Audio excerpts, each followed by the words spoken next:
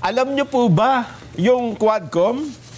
Opo, yung Quadcom na nag-iimbestiga ng extrajudicial killings sa war on drugs ay nagpa-press con dyan pagkatapos na humarap si Pangulong Duterte nung isang araw.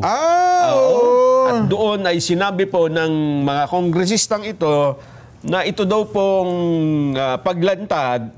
Ano ba pangalan nung yung Colonel Grijaldo? Oo. Opo. Ito daw po ay parte ng isang demolition job para sirain ang kredibilidad at integridad ng Quadcom. Ito pa daw po ay planado at ito ay scripted ni Senador Bato de la Rosa Jen. Ganun?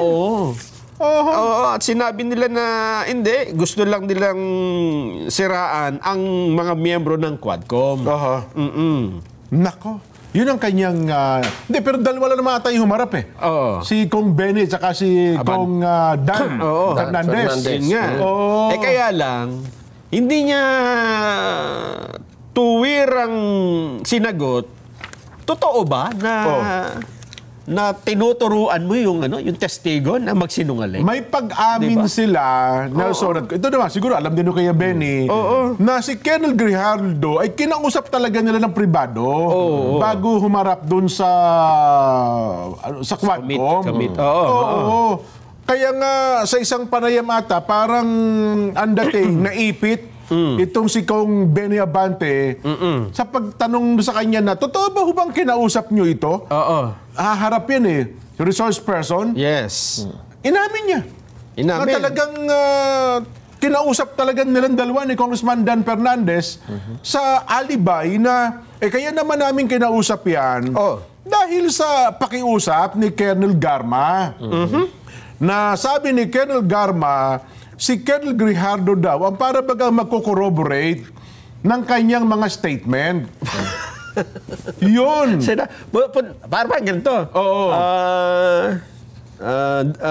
Congressman Dan, pakipuntahan nyo nga ho si Colonel Grijaldo. Bakit? Yan. Kasi i-corroborate niya yung statement ko Yun. Turuan nyo kung paano i-corroborate. Parang gano'n ang... Ganun ba yun? Ay mukhang hindi tama. Hindi na tama, mali pa ata.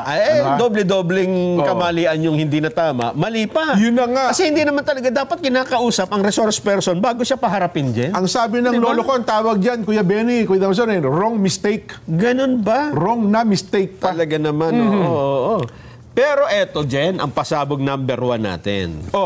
Alam mo ba na merong, ito palang hearing na ito, dati hindi natin pinapansin ito di ba? Bali, wala naman sa atin ito Pumunta pa nga sa kung saan lugar yan di ba? Karapatan naman nila yan Pero trabaho talaga naman nila. Kaya lang, yun nga naging parang lasing na sila. Sa anong pamamaraan? Yung lasing na pasuray-suray na kahit yung mga nakatambay lang sa tabi-tabi, ay sinasagi na nila. Wala namang kinalaman. Nadadamay sa gulong ito. Hindi ba? Para bang tayong tatlo nag-uusap. May napadaang lasing. Kayong tatlo.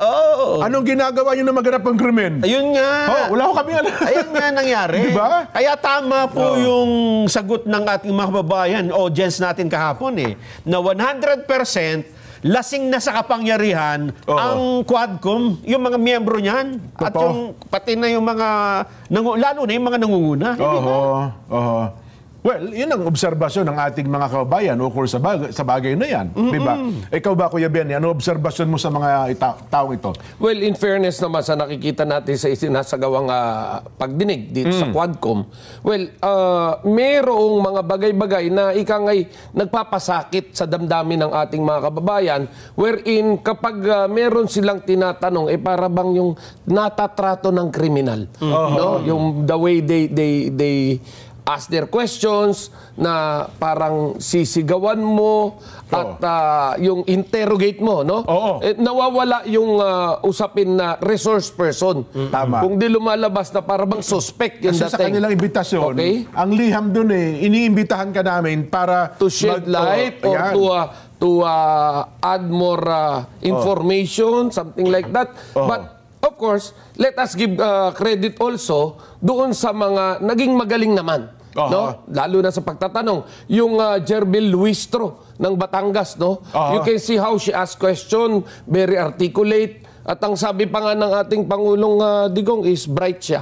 Okay. Okay? And the way na i-deliver niya, no? Yung pangungulit. Makikita mo yung pangungulit na pagtatanong niya is very formal, very statesman-like. Diba? Mas statesman pa siya sa lalaki. Diba?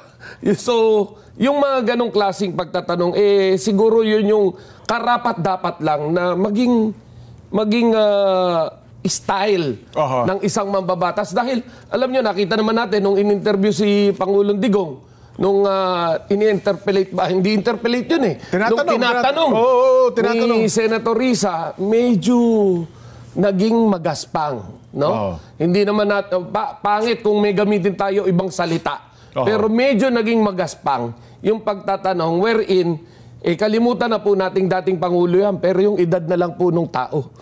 Oo, di ba? So, yung dalawang puntong yun, medyo may tama. No? May tama yung taong bayan na nagagalit bakit ginaganyan nyo.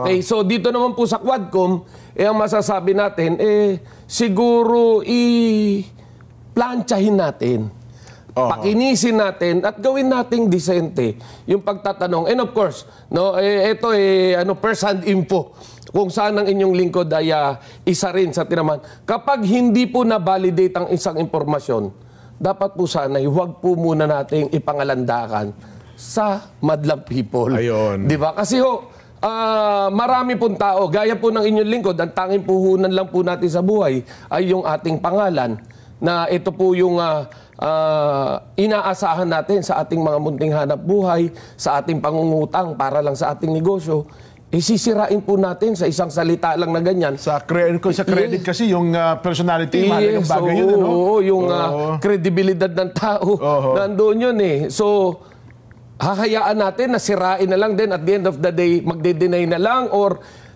ipagtatanggol na lang ng taong nawasak ang pangalan. Pero parang sa ilang miyembro at mga leader ata ng Quadcom, wala silang pakialam doon? Kasi mukhang meron silang gustong tuntunin, Kuya Benny at Kuya Nelson, na gusto nilang marating sa anumang kaparaanan eh. Diba? Ang sa atin po is maganda po sana kung yung direksyon na pinatutunguhan nyo o yung inyong objective ay marating nyo ng ikangay napakaswabe ang pagkaka-deliver. Convincing. Dahil at the end of the day, hindi po yung investigasyon nyo ang mangingibabaw sa nangyayaring ito. Kung hindi po yung opinion po ng sambayanan. Dahil sakali po na hindi po kapanipaniwala yung lalabas pong investigasyon, ang mangyayari po dyan, mawawala na saysay. Yung mga ginawa nyo, and at the same time, sa halip po na matulungan po natin yung pong taong bayan na magkaroon ng impormasyon, maaring ito pa yung maging dahilan na ikagalit ng taong bayan doon po sa mga ginagalang nilang mambabatas.